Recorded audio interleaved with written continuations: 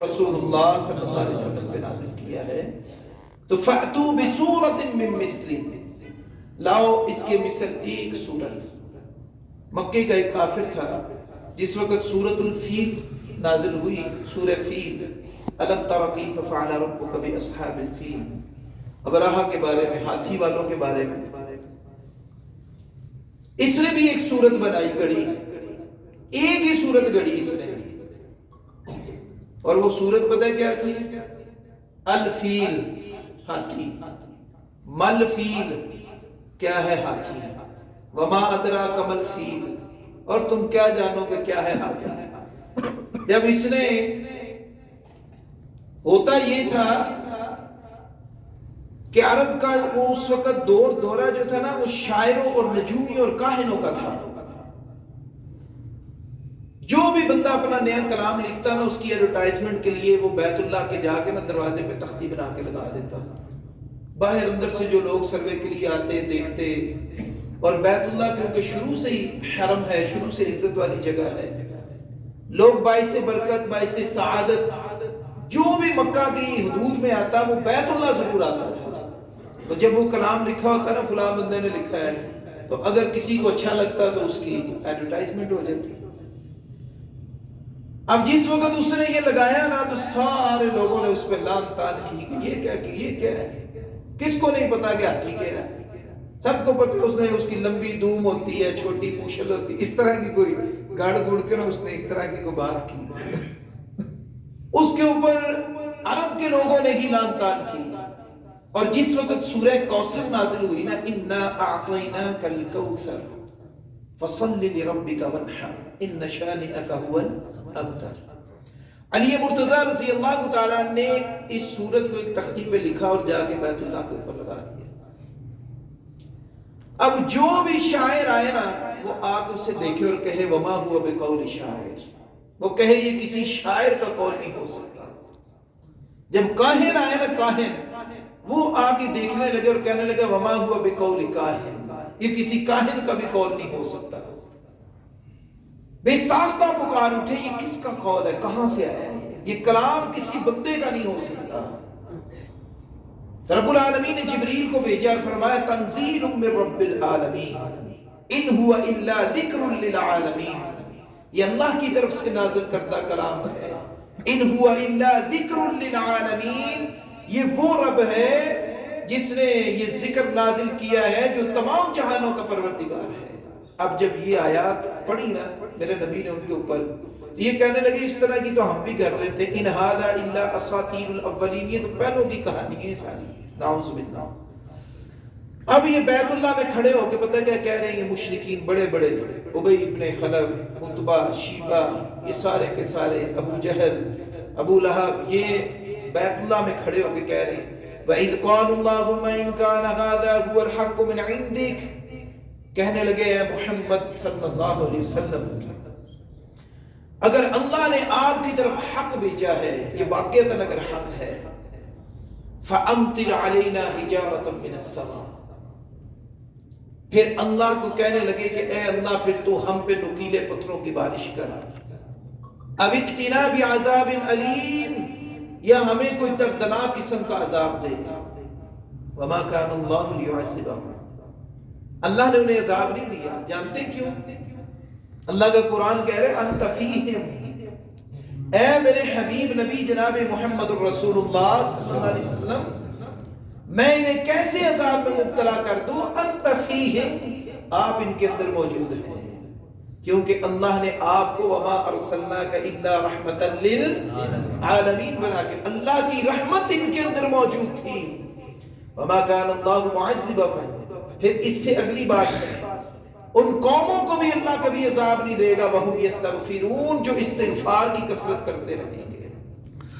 نوح علیہ السلام کی قوم پر جو عذاب آیا نا، اللہ نے اس وقت روح زمین، پوری کی پوری روح زمین کو ایک دفعہ طوفان کی نظر کر دیا، تو وہاں پہ بھی اللہ رب العالمین نے یہی فرمایا کہ اگر نوح علیہ السلام کی قوم جو ہے نا، قال انی دعوت قومی لیلا ونہارا فلم یزدہم دعائی الا فرارا وقلت استغفروا ربکم انہ کان غفارا، وہاں بھی یہی الفاظ آتے ہیں کہ اگر میری قوم والے استغفار کر لیتے تو اللہ انہیں معاف کر دیتا. یرسل السماء علیکم مدرارا، اللہ آسمان سے ان کے لیے مدد نازل فرماتا ہے. اب میرے بھائیو، اللہ رب العالمین نے فرمایا کہ وما کان اللہ معذبہم وہم یستغفرون، جب تک یہ استغفار کرتے رہیں گے اللہ رب العالمین ان کو کسی قسم کے عذاب میں مبتلا نہیں کرے گا. پھر اللہ رب العالمین نے فرما لیا لیمیز اللہ الخبیث من الطیب وَيَجْعَلَ الْخَبِيثَ بَعْضَهُ عَلَى بَعْضٍ فَيَرْكُمَهُ جَمِيعًا فَيَجْعَلَهُ فِي جَهَنَّمَ أُولَٰئِكَ هُمُ الْخَاسِرُونَ. اللہ کہہ رہے ہیں ایک دن ایسا آنے والا ہے، میں پاک اور ناپاک کے اندر تمیز کر دوں گا. باپ برا ہے، بیٹا نیک ہے، دونوں کو الگ کر دیا جائے گا. بیٹی بد ہے، ماں نیک ہے، دونوں کو الگ کر دیا جائے گا. وَيَجْعَلُ الْخَبِيثَ بَعْضَهُ عَلَى بَعْضٍ، اللہ خبیثوں کا، اللہ رب العالمین جو ہے ناپاکوں کا ڈھیر لگاتا جائے گا. اللہ اکبر اللہ. میرے نبی نے جس وقت پل صراط کا صحابہ کو بتایا نا، میرے نبی نے فرمایا ابھی انسان پل صراط پہ جا کے کھڑا ہی ہوگا، کھڑا بھی نہیں ہوگا. پل صراط ایسا ایک پل ہوگا جنت اور جہنم کے درمیان وہ لگے گا. اور 16ویں پارے کے اندر سورہ مریم میں آتا ہے کہ اس پل سے ہر کسی کو میں رب ضرور گزاروں گا، حتم مقضیہ، یہ تیرے رب کا حتمی فیصلہ ہے. ہر کسی نے وہاں سے گزرنا ہے، نبیوں نے بھی، ولیوں نے بھی، صحابہ نے بھی. ایک صحابی حضرت عبداللہ رضی اللہ تعالی رات کو اٹھ کے زاروں کی طرح رونے لگے. بیوی نے دیکھا، بیوی بھی رونے لگ گئی. پوچھا اللہ والی تو کیوں رو رہی ہے؟ کہا آپ کو روتے دیکھا اس لیے رو رہی ہے. آج کل ہماری بیویوں کی طرح نہیں، اللہ ماشاءاللہ. پوچھا مجھے پوچھ تو لو میں کیوں رو رہا ہوں؟ کہا کسی وجہ سے ہی رو رہے ہوں گے. کہا میں نے آج سورہ مریم کی ان آیات کو پڑھ لیا ہے. اللہ نے فرمایا کہ میں اس جہنم کے اندر ہر کسی کو داخل کر کے رہوں گا، یہ میرے رب کا فیصلہ ہے. کہا ہمیں اتنا پتہ ہے کہ وہاں میں داخل تو ہونا ہے، نکلنے کا نہیں بتایا، پتہ نہیں وہاں سے نکلیں گے بھی یا نہیں نکلیں گے. تو یہ صحابہ کی حالت ہے. حضرت ابو بکر صدیق رضی اللہ تعالیٰ، کون ابو بکر صدیق جن کے لیے میرے نبی نے فرمایا جنت کے 8 دروازوں سے انہیں پکارا جائے گا. میں اگر ان کی آپ کو صفات بیان کروں تو آپ حیران ہو جائیں.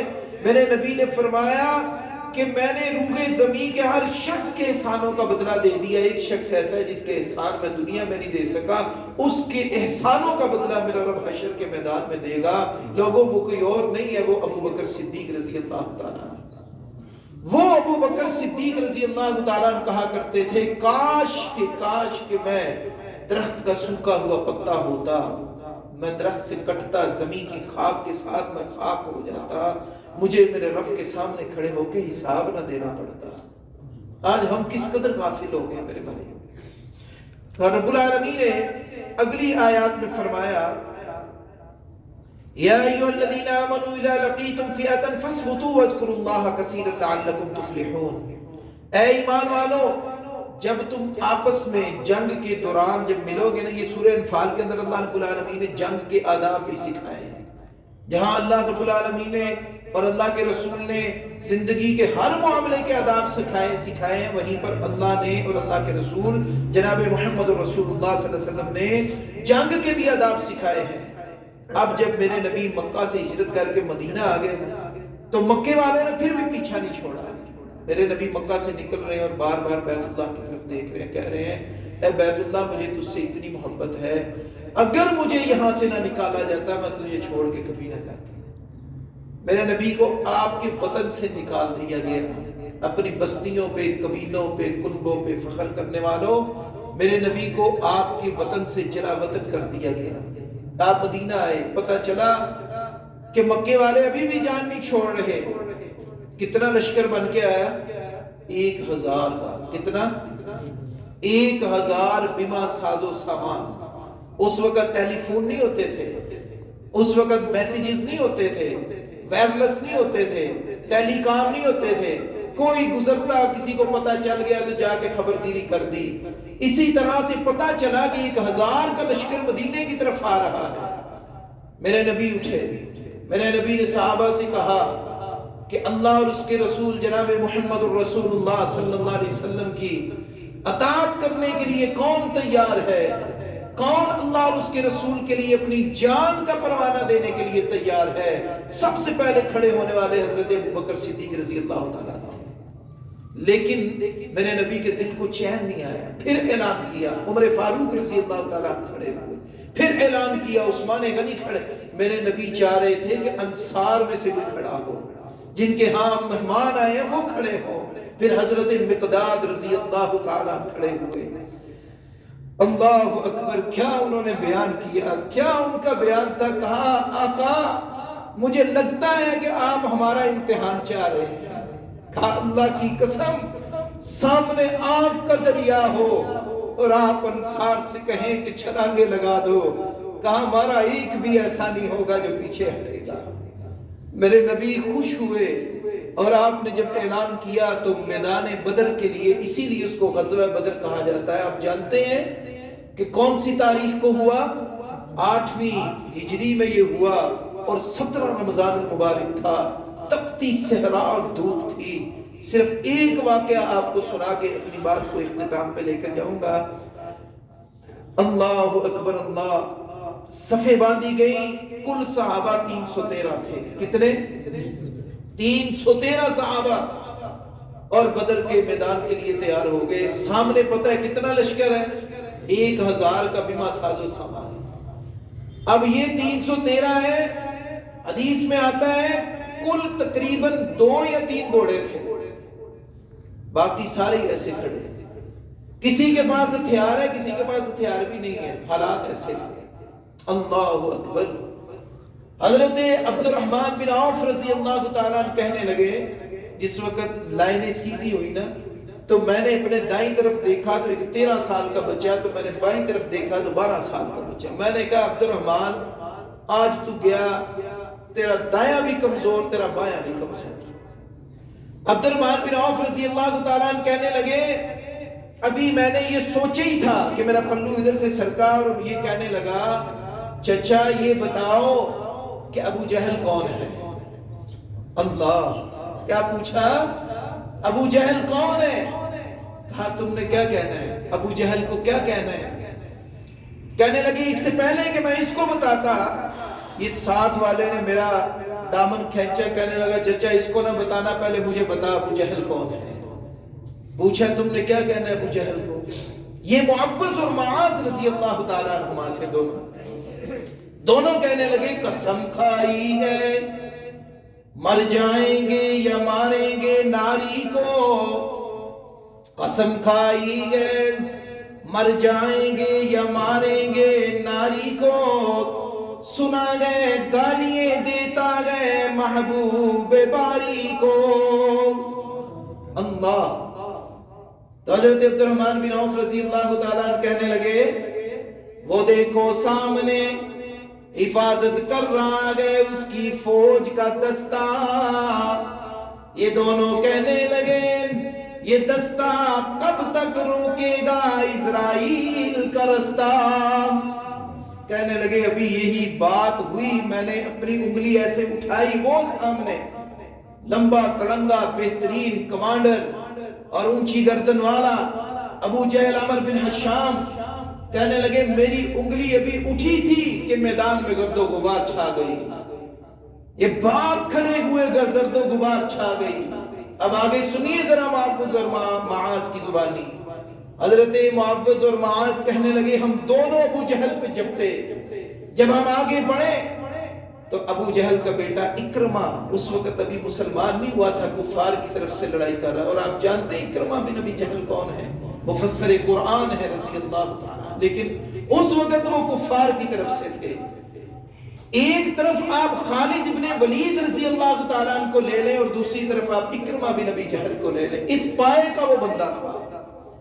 آپ جانتے ہیں نا خالد بن ولید رضی اللہ تعالیٰ عنہ، آپ کو پتہ ہے آج بھی فوج میں نا، آج فوج میں یہ جو ایک ہتھیار دیا جاتا ہے نا ان کو، جو پیچھے یہ جو باندھتے ہیں اپنے یہ بیگ، تقریباً 25 کلو کا ہوتا ہے۔ پٹھو کہتے ہیں اس کو، جی پٹھو بھی کہتے ہیں، جی پٹھو بھی کہتے ہیں اس کو، 25 کلو کا ہوتا ہے بیما گن۔ تو ابھی بھی یہ کیس چل رہا ہے کہ 25 کلو بہت زیادہ ہے، اسے کم کیا جائے، 18 کلو یا 15 کلو کیا جائے، جوانوں سے اٹھایا نہیں جاتا۔ آپ کو پتہ ہے خالد بن ولید رضی اللہ تعالیٰ عنہ کی ایک تلوار 35 کلو کی تھی۔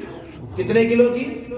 خالد بن ولید رضی اللہ تعالیٰ عنہ وہ صحابی ہیں جن کے پاس 2 تلواریں ہوتی تھی، یعنی 70 کلو کی 2 تلواریں، 35 کلو ادھر 35 کلو ادھر دونوں ہاتھوں میں، اور واحد یہ صحابی ہیں جو دونوں تلواریں چلانے میں ماہر تھے۔ اکرمہ بن ابی جہل آگے بڑھا، حضرت معوذ کہنے لگے اس نے حملہ کیا، میرا دایاں بازو کٹ گیا۔ اللہ، دایاں بازو میرا کٹ گیا۔ کہنے لگے میں نے تلوار بائیں میں پکڑ لی، میں لڑ رہا ہوں، یہ بازو میرا کٹا لیکن ماس ساتھ جڑا ہوا تھا، یہ بار بار آگے کو آ رہا تھا۔ ایک انجیکشن سے ڈرنے والوں ذرا سنو، یہ وہ لوگ ہیں جنہوں نے ہم تک اسلام کو پہنچایا ہے، اسلام کے شجر کو جنہوں نے اپنے خون سے آبیار کیا ہے۔ اللہ اکبر۔ کہنے لگے یہ بازو بار بار میرے آگے آ رہا تھا۔ کہنے لگے میں نے فیصلہ کر لیا ہے معوذ، آج اللہ یا اللہ کے رسول کی محبت کو چن لے یا اپنے بازو کو چن لے۔ کہنے لگے میں نے نعرہ تکبیر اللہ اکبر بولا اور اپنے بازو کو اپنے پاؤں کے نیچے رکھ کے اپنے تن سے جدا کر دیا۔ یہ جذبہ میں کہاں سے لاؤں؟ یہ پہلا غزوہ ہے، بھی پہلی جنگ، پہلا مارکا، اور ہو کن سے رہا ہے؟ اپنوں سے۔ اور صرف یہاں کیا تھا؟ اللہ اور اس کے رسول جناب محمد الرسول اللہ صلی اللہ علیہ وسلم کی محبت تھی، جنہوں نے انہیں اس لہج پہ لا کھڑا کیا۔ آج میرے بھائیوں ہم اسی لیے پیچھے در پیچھے ہو گئے کہ آج یہاں سے ہم نے اللہ اور اس کے رسول کو پسے پش ڈال دیا ہے۔ میں رب العالمین کی بارگاہ اقدس میں دعا کرتا ہوں اللہ تعالی ہمیں اللہ اور اس کے رسول کی محبت کو اپنے دل و دماغ میں پیوست رکھنے کی توفیق عطا فرمائے۔ بقیہ انشاءاللہ پھر بیان کرتا ہوں۔ جزاک اللہ خیر۔